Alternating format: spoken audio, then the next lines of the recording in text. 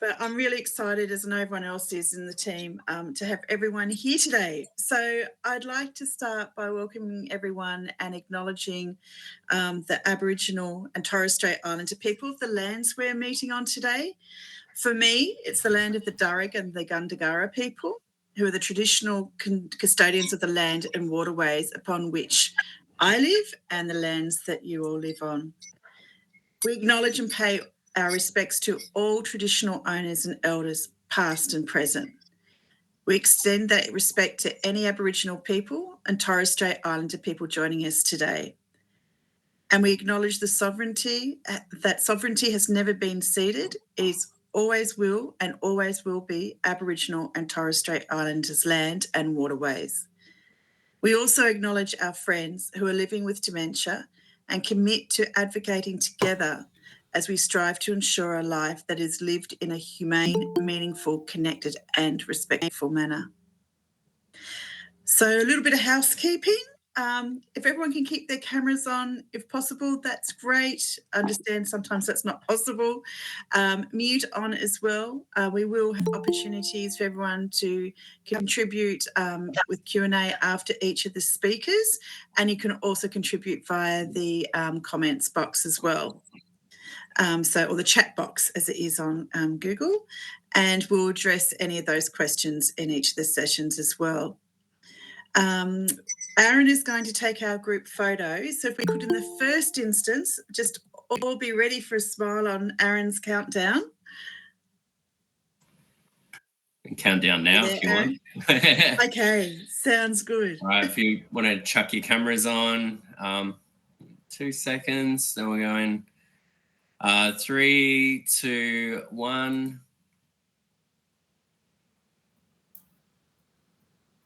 All right. That seemed to work well. Thank you. Excellent.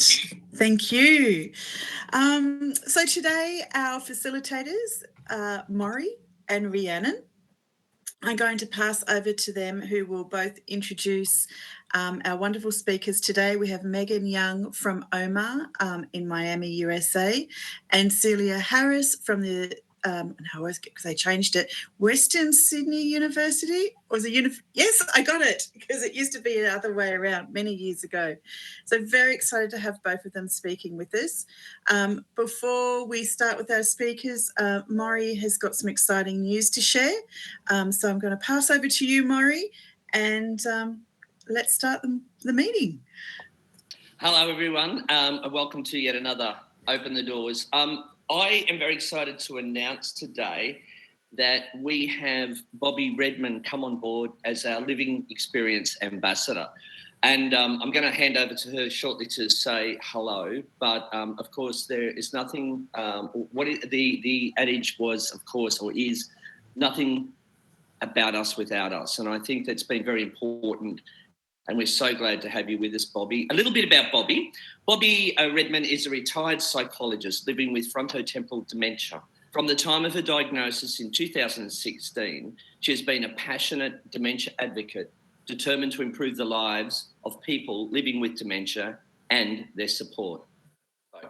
Bobby recently retired as chair of the Dementia Australia Advisory Committee. That's why we got her working for and with people living with dementia around Australia. Now, Bobby currently sits on numerous committees. She's very busy, where she focuses on public health and disability on the Central Coast, New South Wales, where she now lives. She's a strong supporter of dementia research. She has been involved in more than 50 research projects. Yes, 50. That's quite a lot, Bobby. Both as a participant or as an advisor investigator. And something I didn't know about you, Bobby, was that you were honoured to be the New South Wales finalist for Senior of the Year for the community and your advocacy work in 2020.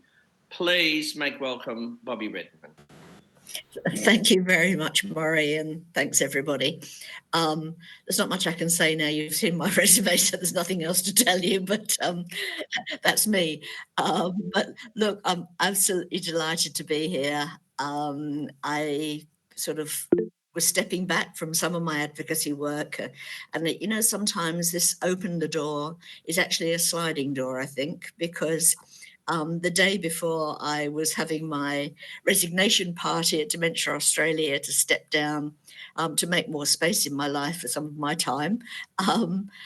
Basically, Maury rang me and invited me to think about becoming an ambassador for Open the Door. So it was kind of, oh, really? I just thought I was stopping some work, but look, I'm really looking forward to this. It's a new opportunity, and I'm always looking for new opportunities and something exciting in my life to make it a little bit different, because we all have to have something to look forward to all the time. So, yeah, we'll see how everything goes. They might be throwing me out in a few months, so you never know. But yeah, looking forward to today and looking forward to the future with Open the Door. Thanks. Thank you, Bobby. It's so great to have you. And I don't think that we'll be throwing you out. I think you might have to throw us out. Anyways, I'm going to hand over to the wonderful Rhiannon Toohey, who is going to tell us a little bit about Omar. Thanks, Maury, and welcome, Bobby. So excited to have you on board. So I'll be introducing Meghan Young today. So Meghan holds a Master of Gerontological Studies and is the Associate Director of Opening Minds Through Art at Scripps Gerontology Center. Her career in aging and the arts began in a service learning class during her first year at Miami University, when she facilitated storytelling experiences for residents living with dementia in nursing homes. Since then, Meghan has worked on research projects dedicated to making communities age and dementia-friendly, instructed intergenerational service learning courses for 4 years, and assisted long-term care providers with implementing arts-based activities for their residents. She believes everyone, regardless of age or ability, can share their life through stories through the arts. So I'm super excited to hear what Meghan has to say for us all today. So welcome, Meghan.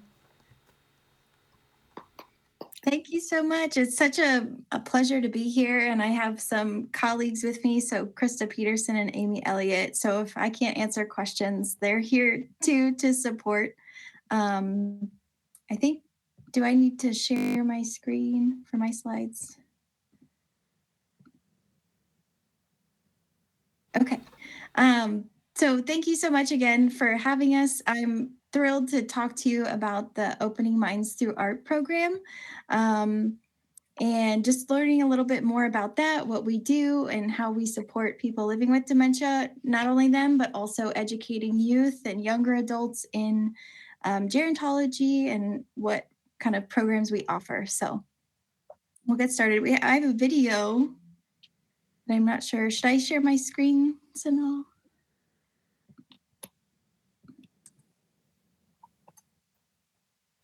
Sanal? Are you there somewhere? I think you should share your screen, Meghan, if you have a video. Yeah. Okay, perfect. Hopefully it works. I know with all the like and everything. So if it doesn't work, we'll share the link definitely. But let me know if you can't see it.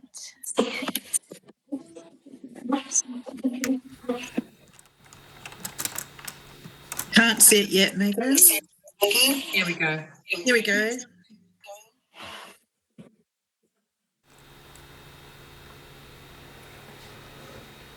Okay, this is the story of our founder and how she kind of came to create OMA. So here, let's listen to what she says.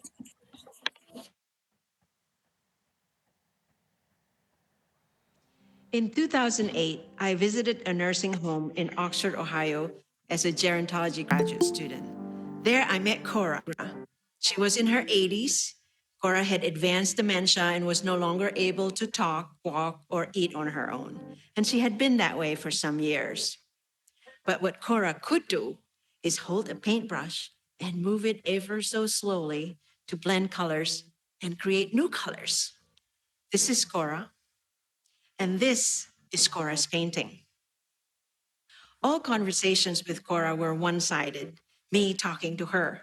But I'll never forget when one day I was kneeling next to her wheelchair, talking to her about a painting, when she slowly raised her hand and touched my head. I stopped talking Then out of the blue, she whispered, "Sweetie." It was the first time she had spoken in years. The nursing home staff was stunned. I knew something really special just happened. Cora had given me a gift. She came out of her silence to declare her friendship. I wanted to share Cora's gift with other students like me. It was then that Opening Minds Through Art, or OMA, was born as an intergenerational art program that pairs students with people living with dementia. So that's just a little bit about our why and what we do. So I think can I continue sharing? Is that okay? Since I have another In video. 2008, I visited a nursing home in Oxford, Ohio. Okay. So I just wanted to give you a kind of a bigger picture about the programming that we have through OMA. So we go by Opening Minds Through Art is kind of our organization name, but we also offer several other programs. Today, I'm just focusing on our OMA program. So we have an in-person art making program I'll talk about, but I would miss this opportunity to tell you about some other great programming that we have. And if you're interested or curious, we'd love to share more information about it with you. But I'll dive right into OMA. So what is OMA? And some of you may know the meaning of OMA in German or Dutch. It's grandmother. So when Lika founded the program, the OMA part came first and then came Opening Minds Through Art. So what we do is we build bridges across age and cognitive barriers through art. Most of the time, that's visual art making. So paint and paper, watercolors, lots of tools and stamping, and I'll have some examples to show you in a minute. But it was developed in 2007. It's actually part of her master's thesis. So she developed this program combining the background that she had in art and education, and she was doing her gerontology master's, and she created this beautiful kind of program to celebrate intergenerational friendships and what she was learning along the way. This is just a recap of 18 years of OMA, and I know I only have 15 minutes to talk about it, so I'm just going to hit some of the highlights. We've developed several programming things, including the in-person program and Scripps Avid, which is our online program. We have 14 published peer-reviewed articles documenting the positive effects of OMA, and I'll hit, again, some highlights of that. At Miami University, and I failed to mention this before I started talking, but we're actually located in Ohio, so we're not in Florida, which confuses a lot of people. But at the university itself, we've had about 3,000 students and 3,000 older adults go through since its inception in 2007. And we've replicated at several locations, and including Monique is trained in OMA, and Caroline, who's on the call too, in over 200 communities, but we've had over 1,200 people trained who come to our training and learn how to implement the program. And we also have trainers in Canada, Indonesia, and the US, which is pretty exciting. And Indonesia was just established 2023. So relatively new, but Lika was given a Fulbright grant to go over there and establish that training center. So we're really excited that we're kind of in the close to Australia, and we're growing over there too, and growing globally, which is really exciting. We've won several awards, and we do several conference presentations a year, and maybe we've crossed paths at certain conferences and maybe not, but we'd love to learn about all the spaces that you are, that we could hopefully share our work or share information about what we do.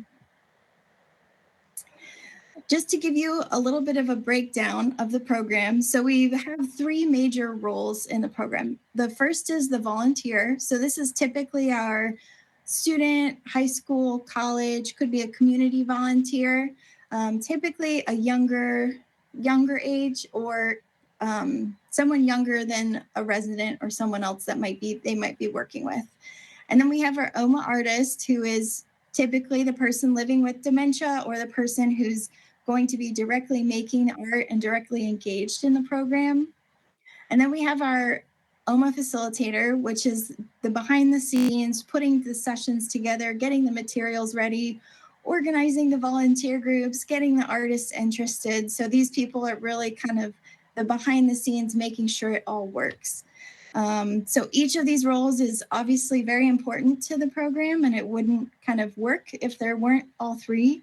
But I just wanted to point that out so you could kind of see. So we have over 1,200 OMA facilitators, which are the people behind the scenes doing the program. But we probably have many, many more artists and volunteers, and we're working to kind of track how many we have globally. The structure of the OMA sessions: trained volunteers, again, the typically younger group, come in and they support the residents or the artists with their art making. So these artists are given free reign of their projects. They're not told exactly how to paint a flower or, how to paint a bowl of fruit or anything like that. They have all of the opportunity, all the autonomy, the decision-making to do what they'd like with their projects. But we have to train the volunteers to understand how to do that. So we train our volunteers in concepts like what is dementia? How does dementia affect the brain? How can we provide support to? How do we communicate with people living with dementia? A lot of the time, that's just telling them to slow down, to not ask a series of questions in a row, and just kind of supporting their decision making, maybe not talking while they're making art. Typically, our artists in the program may be farther along on their journey with dementia. So we know they might need a little bit more support in trying to stay focused. And we teach our volunteers how to give them space, give them time to be able to create. So that's part of the training. But some of the beauty of what we do with the program is we try to pair people one-to-one with the same person for a 10 to 12 week time frame. So they really get to know each other. They really build a friendship in that time frame. And then each week they do various art projects. So an example, I'll get to that in a second, sorry. And we do abstract art because abstract art is accessible. So when we have the volunteer and the person living with dementia, we can give them a task to work on that is created and designed with strength-based psychology. So there's no right or wrong way to do abstract art. Anybody could do the artwork that we do, but the artwork ends up being a tool that helps build a connection. It's something that they can work on together that's probably new to both of them, that's not dependent on memory. Again, we don't have to remember what a bowl of fruit looks like or a flower looks like. We can just focus on creating this beautiful piece together. So this is an example of what our project sheets look like. They're easy, step-by-step directions, very clear choices. And then there's, I don't know if you can tell here, but there are some bolded steps.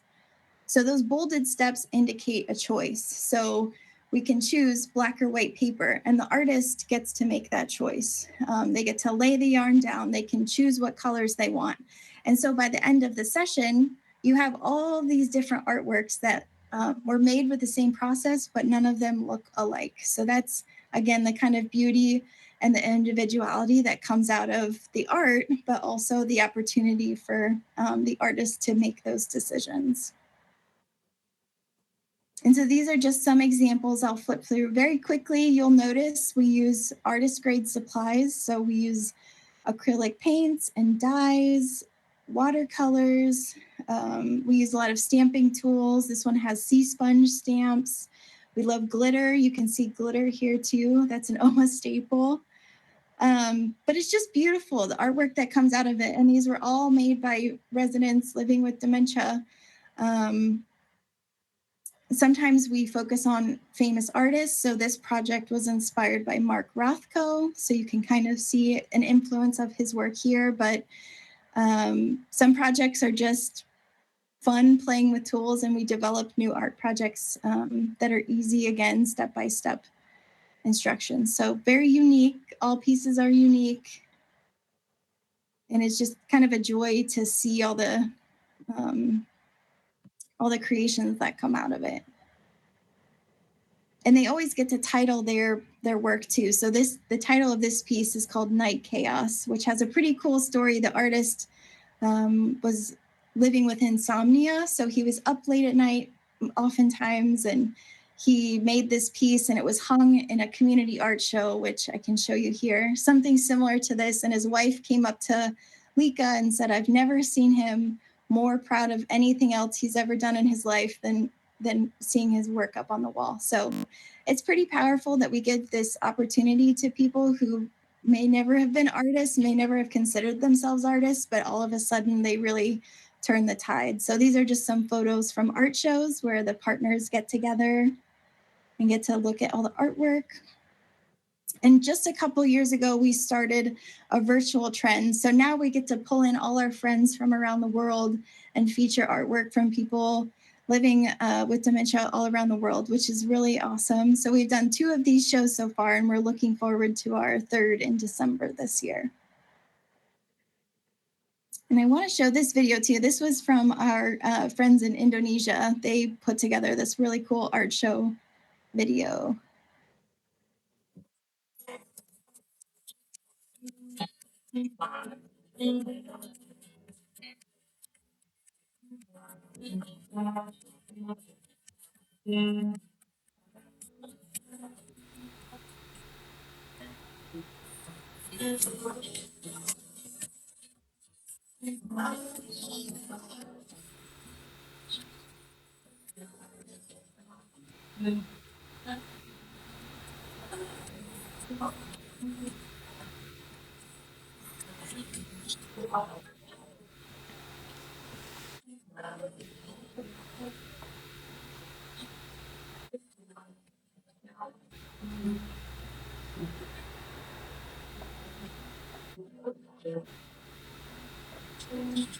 Oma itu an eye opener untuk mahasiswa kayak aku. Kami sangat senang dan bahagia.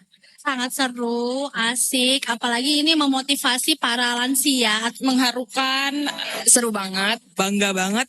Karena aku jadi bagian dari karyanya Pak Bambang. Even though nama aku nggak ada, tapi aku di situ. Ngena banget. Ya pengalamannya unik-unik banget dan seru banget. Fruitful dan seakan-akan mereka adalah eyangku sendiri gitu. It's really beyond my expectation.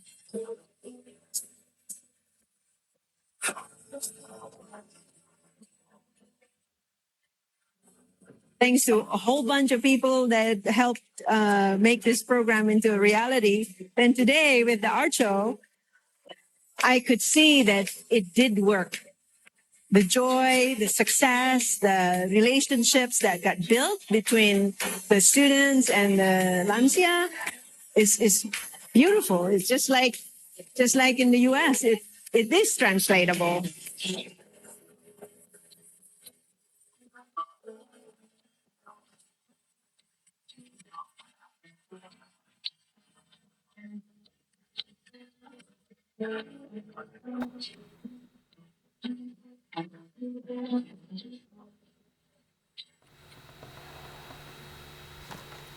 Just to show you just some other perspectives of what's going on. And they actually did a really awesome thing, and they printed the artwork that the older adults made and put it on scarves, and they had a fashion show. So that's it was a little bit in there, but really fun. So we've done some research about what OMA can do for both the older adults living with dementia that participate, but also the younger adult students who've participated. And just a brief highlight, and if you're curious, you can reach out and we'll be happy to send you any articles if you're interested in the more nitty-gritty articles. But essentially the 3 highlights are that it improves the well-being and mood of the older adults who participate. Specifically in nursing homes is where that study was done, and it was observational analysis. And then the next 2 points are about student attitudes. So the second one is it improves student attitudes towards people living with dementia. We use the dementia attitude scale to measure that in a pre and post test. And then the third one is students like older adults living with dementia more, and that is using a scale called the allophilia scale. So essentially, allophilia is not just reducing a prejudice, kind of like tolerating, but actually building a genuine liking of. And so we found that, again, in a pre-post test comparison, students have more affection, enthusiasm, engagement, are more likely to really enjoy and like older adults living with dementia after participating in OMA. These are just some quotes. So some students, I think from the younger side, it's really interesting because it's more about getting older and what aging looks like. So we're kind of fighting ageism too a little bit. So one student said aging can be a beautiful thing, and OMA eases my mind about growing older. And the artists just have a lot of fun. They forget about their troubles, and we really brighten their week when we bring students in to work with them. So just a couple of quick slides. We have Facilitator. We offer it online. So if you are curious, I'm happy to connect with you. And we're going to host an information session in a few weeks. So if you're interested and you want to sign up, we'll send this link, of course. And if you can't make it this time, we'll do a recording and we'll happily send out a recording too. So just want to make sure that you know that this is available. If you're more curious about it and you'd like to learn a little bit more about how to get involved, we'd love to give you more information. But that's all I have. So thank you so much for, again, inviting us. And well, I don't know if we're doing questions now or waiting till the end, but I'll turn it over. Thank you so much, Megan. It's so great to see that research is actually capturing those really positive outcomes. It's so important to have that evidence base, even though we know that it works, to share with everybody. We've got 2 minutes. Monique, did you want to do questions now for Megan or hold them till after?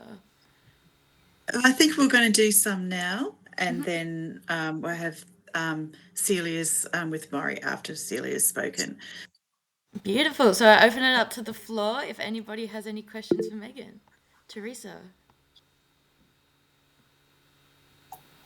I don't have any questions, but I just have comments, accolades, because at ACH Group where I work, we've been promoting this approach of elevating roles for people for years. We've actually gone against a therapy lens in regards to elevating roles for older people. And this is just a beautiful example of how you elevate roles for an older person living with dementia, not just in the care home, but then elevating it further to the role of, you know, an exhibiting artist. So I just wanted to congratulate you. This is music to my ears. This is the best program that I've actually ever come across. So thank you. Thank you, Teresa. Nicole? I'm just going to say the same. I'm totally blown away. I've been working with children and people with dementia for probably about a decade now, and combining them and doing something similar, but not with the formula, not just because it was the right thing to do and it's fun. And this is a structured, amazing program that I'm definitely going to implement into Community Home Australia as soon as possible. I've already got the link for my activities and lifestyle person, but yeah, it's amazing. I'm blown away. Well done. It should be everywhere, and I'm loving what I'm hearing today. We think so too. We just keep saying more OMA. Yeah. But it's more the principle behind it. So yeah. I can see Michelle Bennett clapping. You need to put this in LDK. It's amazing. Amazing. Celia, did you have a question as well? I think your hand was up. Oh no, I was trying to find the applause button and I raised my hand. I'll do it for you. There you go. I have a question, actually, Megan. You mentioned the online art shows. Is that anybody in the world can submit some art from people living with dementia to those art shows? And what's the selection process like? Yeah, we would love to have, I think that would be cool to open it up to just make it a general show. Right now, we just kind of advertise collections to our facilitators, but that's something for us to consider. And then the process is we just kind of jury it. So we received over 400, Krista. Krista knows the number. Yes. Over 400 pieces this year.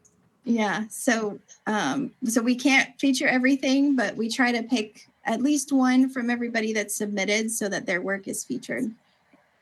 That's so cool. That's so beautiful. Wow. Thank you. Were there any other questions for Megan before we pass over to Moz?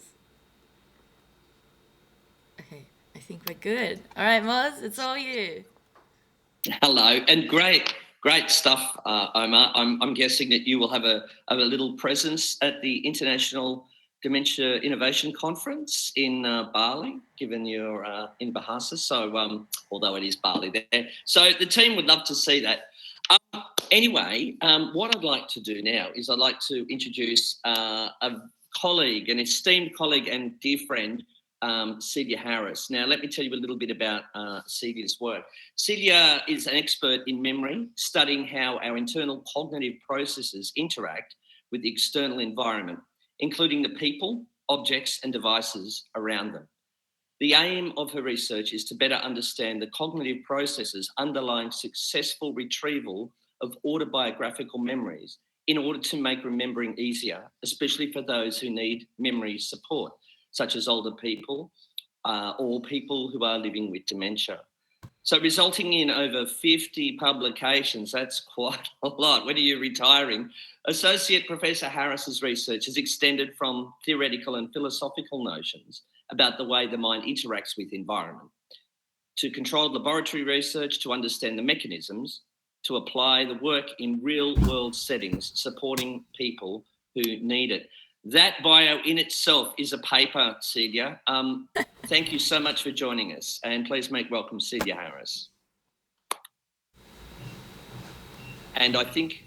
Thank you, Maury. And do you want me to just share my slides myself? Would that be the easiest way, Sanal?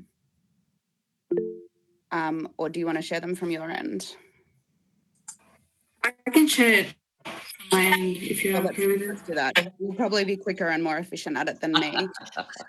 So thank you, Maury, for that introduction, and apologies, like I sent a super academic bio and I'm going to try and not give an academic talk at all.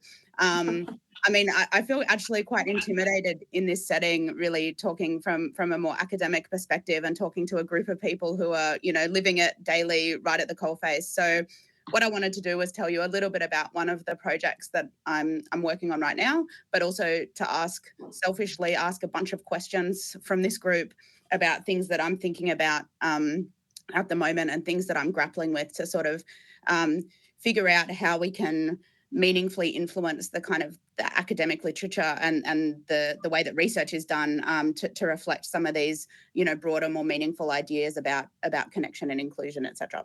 So next slide, please, Sanal. A project that I'm working on right now, working in aged care settings, and I'm going to be talking really generally about aged care rather than specifically about people with dementia. I think these ideas are actually relevant to everyone at all times, at all stages of life. So I don't normally draw a strong distinction, but I've been working with an aged care provider called Whitten, who practices a model of relationship-based care, to do a project around, we're calling it elaborative reminiscing. And really it's about bringing the science of what we know good conversations look like to see if we can turn that into an intervention and training to make aged care environments better for people. Where a lot of this work comes from is a 30-year research tradition looking at the way that parents and children talk together about their memories. And what we know from that literature, and that's where the elaborative reminiscing terminology comes from, is that the way that you're raised talking about your memory with your parents has profound impacts on the way that you develop. And those impacts now have been documented into adulthood from longitudinal research.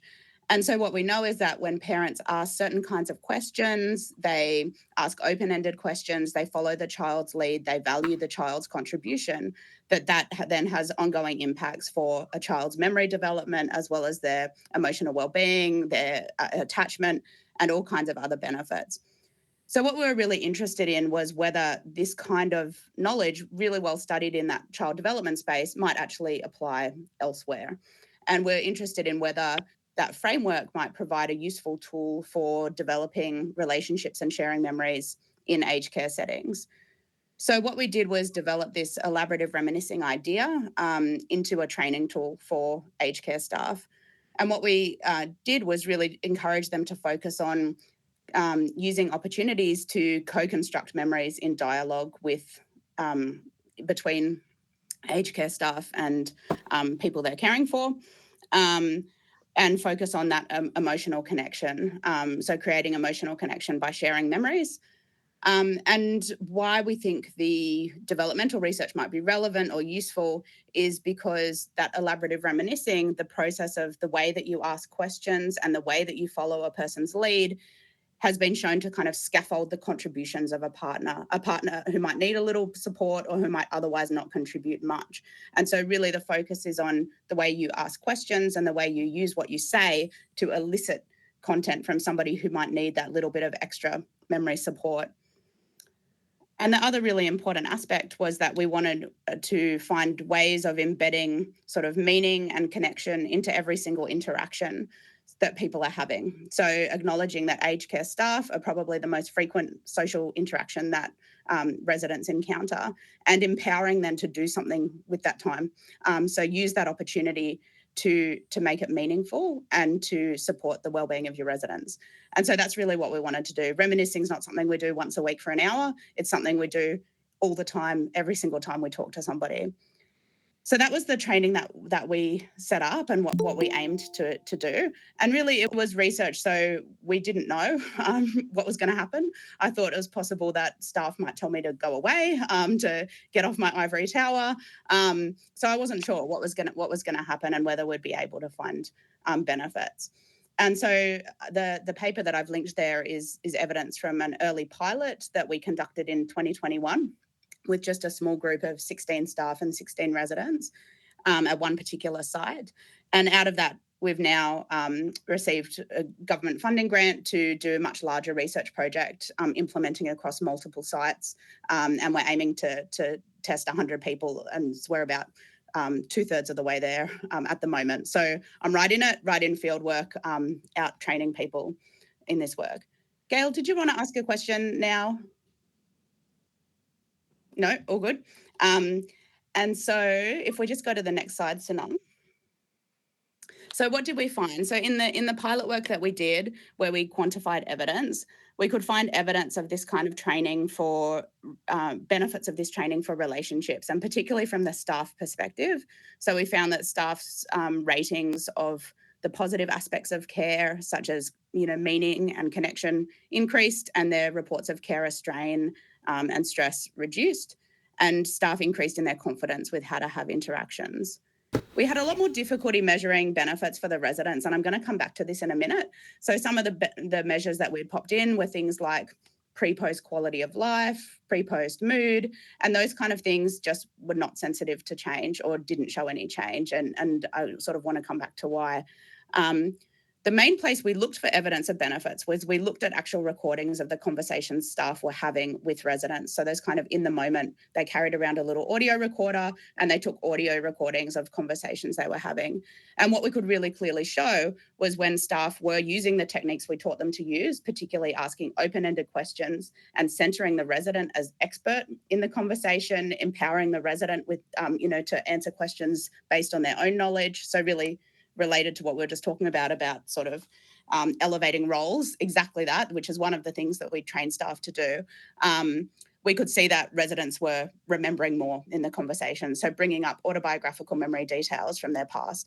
So we could see those kind of in the moment benefits, but it was harder to measure on pre-post measures, and I think that's interesting. And just a couple of quotes just really showing the way that people grappled with what we asked them to do, and they did it. And they noticed the benefits too for their own practice. So here's a quote from a staff member who says, talking about the gentleman she was paired with, "I've only ever seen him annoyed about something and he's going somewhere." But then he was talking about his wife. So I said, "Well, where were you guys from?" And the next second he got out all the photos he's ever taken and he showed me all of them. And I just love that quote because it's such a great example. And I show it to staff now of how asking the right question at the right moment can just sort of create a relationship and open up the opportunity for connection. And the other thing we really encouraged them to do was to think about where the moments were in their busy day to have meaningful conversations and replace small talk with more deep talk. And so there's an example there of somebody saying, well, now we're not just filling in time waiting for the water to heat up for the shower.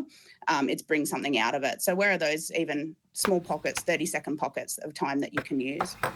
And so, this is really meaningful work. It's ongoing work, and we have a lot of conversations with people. But what I find is that staff really appreciate and benefit from concrete tools to support their practice. They're hungry for it, and they actually oftentimes know that they're not super well equipped to do this, or they don't know the right things to say or how to connect. And so even though I went in kind of fearful of, being dismissed by staff or people finding it, that I'm just there to tell them some of the tasks they have to do, actually people really appreciate it. Go ahead, Nicole. Just curious, with this, did you give the team or the staff that you were training some strategies around how to change topics or how to, pull back when they were at risk of making the, person living with dementia feel like they were failing? Because sometimes with open-ended questions, they don't have the answer. So is there some kind of also in the training that gets them the skill set to kind of go either direction? Yeah, so and it's an interesting difference with the parent-child literature, I guess, and it is interesting that contrast because you do see sometimes in programs recommendations not to ask questions at all, but actually, generally what we say is try open-ended questions and follow up with whatever you get. But you need to have some pre-information before so you can go, oh, your daughter's names are, Yeah, and we also then brainstorm ways of falling back on close-ended questions and starting with shared knowledge to get something going, and then encouraging them to not rely on that, though, to flip back to an open-ended question where possible, because the idea is that you want to get as much contribution from the resident as they're able to give you. And the scaffolding concept is that you're pushing them by the way that you ask questions and the way that you engage. They're able to do a little bit more cognitively than they would have been able to without you there. So amazing. Yeah. Thank you. No, that explained it perfectly. And it's a hard task, right? And so we're asking a lot of people, a lot of sensitivity, a lot of reading the situation, a lot of knowing the person. And so we talk about that too, and that, you're not going to get it right every time. Failure's okay. Sometimes you're busy. We talk a lot about ways of showing that you're engaged. So, turning off the TV, squatting down to someone's level, using touch, using eye contact, using your voice to show that you're listening when you're busy, things like that. So there's a range of strategies. There's kind of 10 things we teach them to do. And the idea is engage as much as you can but try and draw out a contribution from the resident. Because often what I find is staff will say things like, oh yeah, I'm always having a laugh, having a chat, chat, that's how it goes. But that can mask sort of filling in time or filling in silence with chat, but where you're not actually engaged with a reciprocal conversation. So it's trying to up that reciprocity just a little bit as far as the person is able. It's amazing. Teresa, did you want to ask a question? Yes, please. Now, we've just introduced 100, so I work for ACH Group in South Australia. We've just trained 100 new frontline staff in engagement to work at the frontline. One of the things we've actually put into the training, which, is actually paying off now, is trauma-informed care. Just yesterday, actually, I had a care worker, one of our engagement workers, come and tell me that a gentleman from Vietnam, he'd actually served in the war. He had never told anyone in Australia his story before, and he opened up deeply to her. So I guess at least she had some tools, to be able to respond around his trauma and the fact that, he felt comfortable to share with her is amazing. Yep. Yeah, and I mean, it's definitely a risk of talking about memories that you can find things that are upsetting. Not all memories are good memories, right? And some of that's about knowing the person and noticing and, you know, what to ask and what not to ask. But also, I mean, sometimes I encourage staff not to use that as a reason not to have a conversation. So, you know, sometimes you can ask about meaningful things or things that have been hard in people's lives, and it's okay for people to talk about that, you know, because that's how we connect and that's how we process. And so sometimes totally avoiding anything, you know, that might be sad is not always the right approach either, because so it's navigating that, and it's complex, and so we really are asking people, when we ask people to form relationships in that care context, we're asking people to do something really complex, and I think that's the main message that I want to get across, and when I write about this is to really the accolades to the staff who are doing this and navigating this, and it's hard and it's real, and so I agree with you wholeheartedly. And I guess for me, it was the fact that he initiated it with her rather than, you know, her actually initiating it. You know, we do actually have the opportunity in the care plans if people reveal to, you know, to put that information. But, you know, sometimes people just aren't ready, you know, as you know, to reveal that. So, and it's where building the relationship contributes. I mean, one of the other things that we do is we talk a lot to people about grief, to residents. And I know, Maury, I'm interested to hear your framing, because you're framing your work as grief management now. And it's amazing when you ask people about the grief that they hold and what events in their life they're bringing with them. Some of them are still bringing childhood trauma as the main sort of source of grief in their life, you know, and so events that people have been holding on to for 80 years. And people carry a lot of stuff with them. And one of the main ways that we deal with hard stuff is talking about it. And so, finding ways to navigate that, and in a way that's safe, and that in a way that's supported by frameworks is probably helpful. But some of the work we're doing is around sort of just documenting the levels of grief, because if you identify sort of clinically significant psychopathology in a large cohort of people, then, you know, you can advocate for things to be done about it, and for treatment to be provided. Great stuff. See, we're coming. I'm not going to get through. No, it's good. We have kind of moved into a Q&A format. So if you want to continue, I'm always fascinated. I guess if I just skip ahead a couple of slides, I guess I wanted to ask a couple of questions of this group that might stimulate. I'll skip over the tech one, the video, but if we just go to slide 5, Sanal. Because I guess one of the things I'm really interested in then is this, and you guys will have more perspectives on this than me, but what we see is that everything is still person-centered, you know, person-centered, and that's kind of the gold standard, still exists in the literature on this, at least in the academic literature. And I'm really interested in what else there is that's beyond person-centered, because person-centered has totally become a catch-all for everything. And, you know, like I say, how someone likes their tea. And so what kinds of care frameworks do we need that are more than person-centered? And I'm particularly interested in this kind of relationship-based care, which is the model that I'm working within now, with that's practiced by the particular aged care partner that I'm working with. But relationships are really complicated, and that's a multifaceted thing. So relationships are reciprocal. That means we have to disrupt those inherent power dynamics. That means we have to take that kind of elevating roles approach to enable the reciprocity. We have to equip staff to engage in relationships, which is a risky thing. And you're asking people to engage in relationships with people who are probably going to die at some point in the not too distant future. So you're also setting staff up for grief and loss when you ask them to have relationships in this context. And so, is relationship the right framework, or is it something else? I'm not sure. So are there post-person-centered frameworks that we should be thinking about? That's my first question for the group. That's great. Nicole, is that a question or an answer to the question? I've got a suggestion. I mean, the amazing, and I can't remember her first name. Someone Gaynor. She's just passed away. Oh yeah, Gaynor McDonald. Yep, I know. Gaynor McDonald wrote about her, the anthropologist who wrote about relationship-centered care, which I think it's time for people outside the field to start looking in. I find so much more research comes from people that have never had anything to do with the space that gives us such a new lens.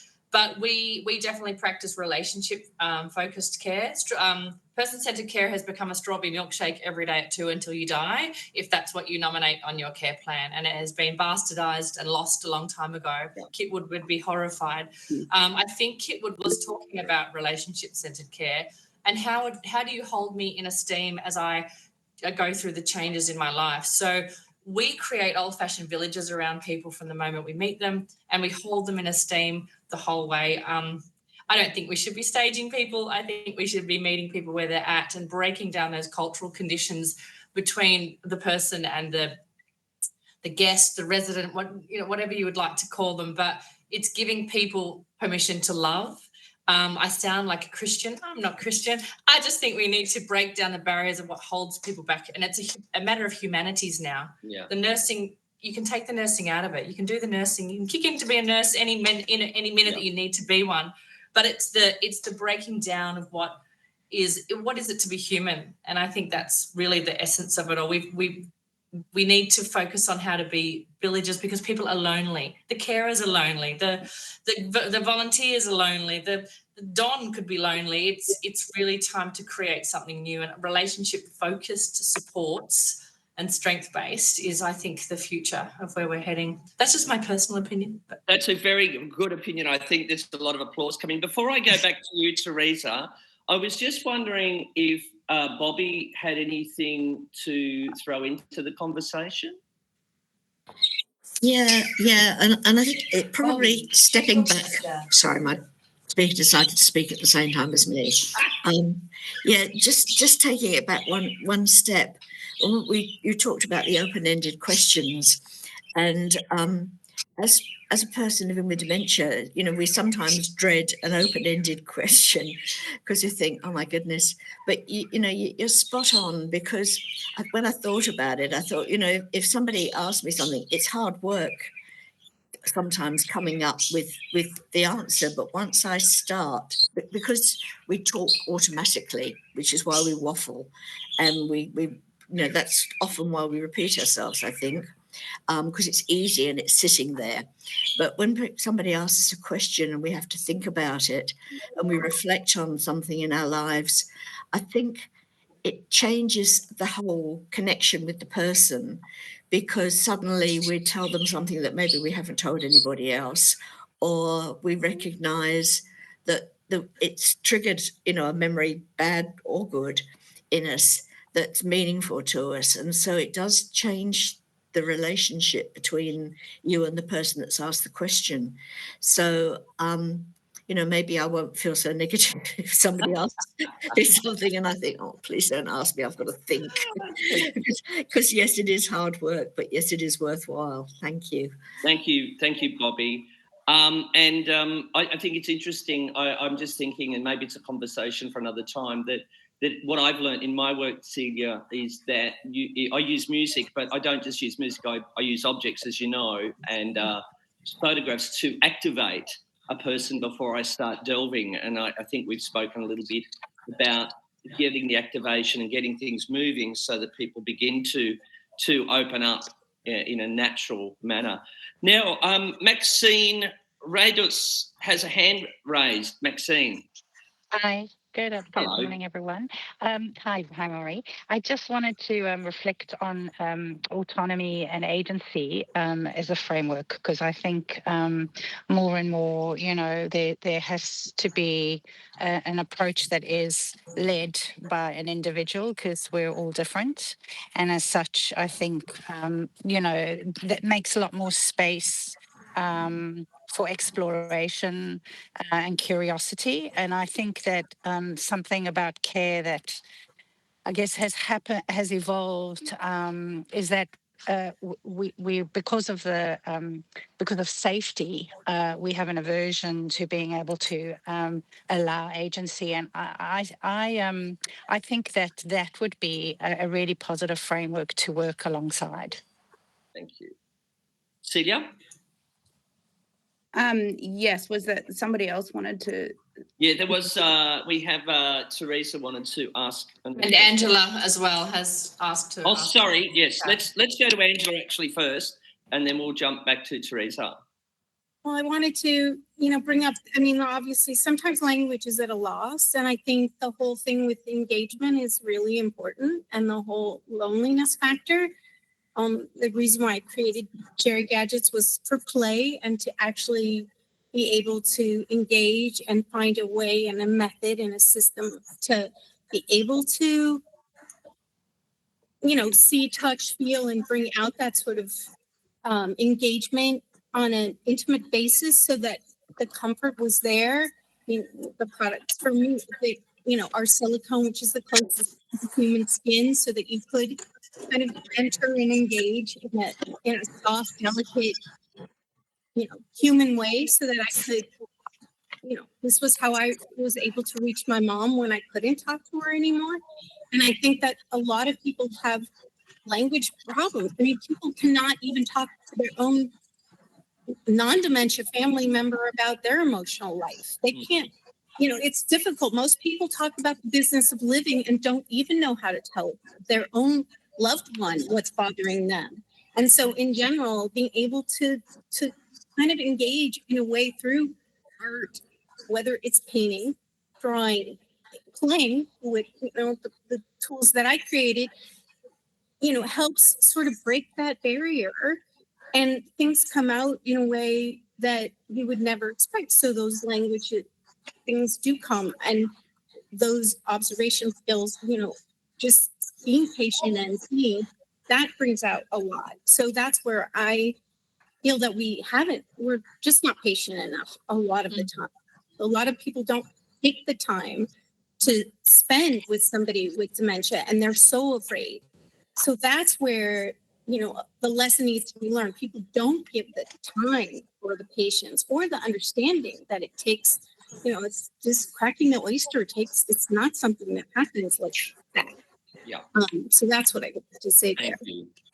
Thank you, Angela. Celia, did you want to respond? Yeah, I think I agree with that, and that's the building the relationship, isn't it? And that's why I'm interested in this relationships framework, because it does seem, in some ways self-evident and good, but also there's two people in a relationship, and so it's remembering both sides of that. So of course, we would all like to be cared for in relationship-based ways, but we have to equip staff, the people that we're asking to form those relationships with the right methods, and they have the capacity, right? Because they're there day in, day out. So they're the right people to be doing it, but we just have to make sure that we value that we acknowledge it as part of care, and that we give people the tools to do it and to manage the risks associated as well. So I think it's not straightforward, and certainly to me it's very complex, and it's a complex task to build a relationship with somebody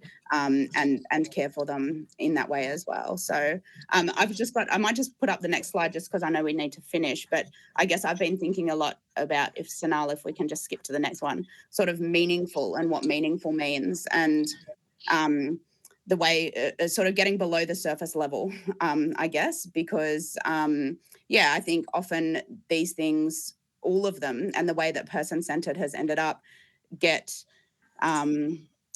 interpreted in the most surface possible level, and I think we need to get below that. So for me, it's about getting below the surface of doing something deep and meaningful, and forming relationships that are real, and figuring out how it is that we can give people the tools they need to form a real relationship and to make it genuine. And so there's just a couple of quotes there I found if I started looking up some of the literature on, what is it that makes life meaningful? I mean, we know what makes life meaningful, right? We're all humans, we know. But yeah, there's just a quote there from a paper in 2023, which looked at what is meaningful activity for people living with dementia in residential care. And there's this quote, you're still part of the world, not just existing.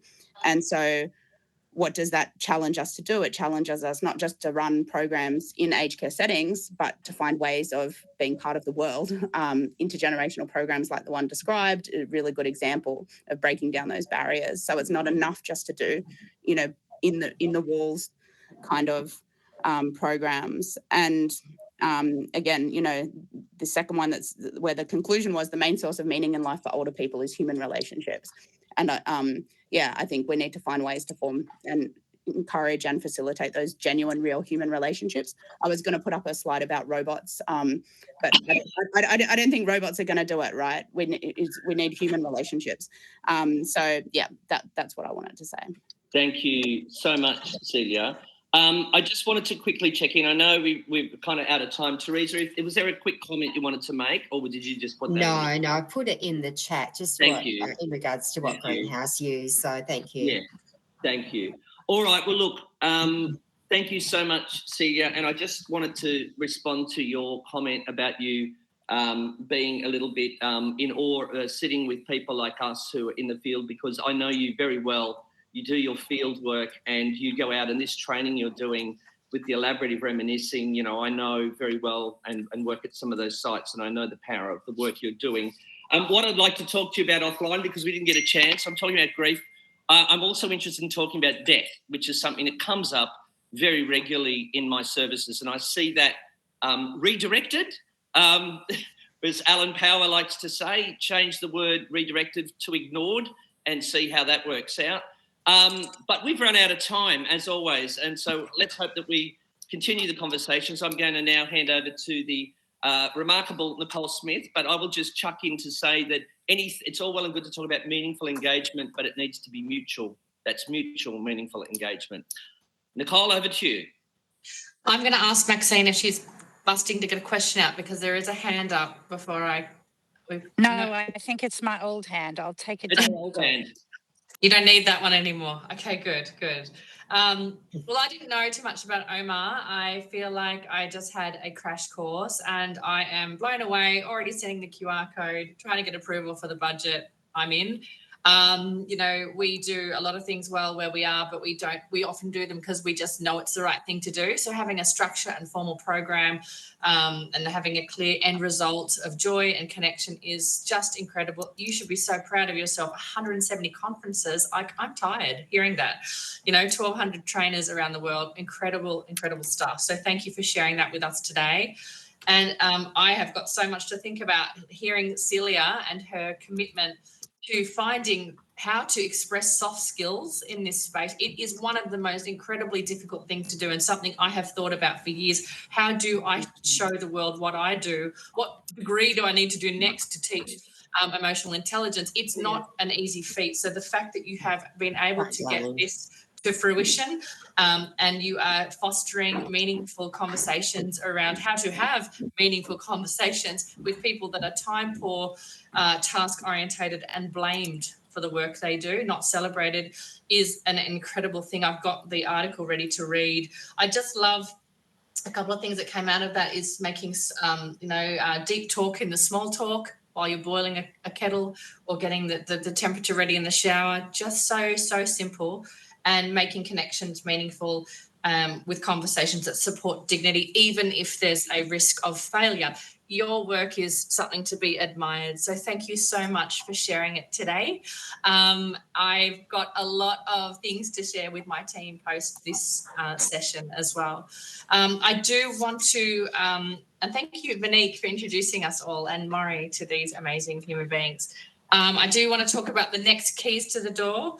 It is on let me just go back to my little picture, the 29th of April, a Tuesday. I will reprogram the calendar invite after this. It is a follow-up of this conversation, caring creative programs in place, implementation and learnings. And these keys to the door are a chance for you to have a discussion about what's important to you. So anyone that's more interested and wants to share what they're doing in this space or be part of a wider conversation post this one, please attend. I'd love to tell you post April, but we've been frozen out of our documents, so it's a surprise. May, June, July, we're winging it. And thank you all for attending today. That's it from me. Have a wonderful Tuesday. Thank you for attending.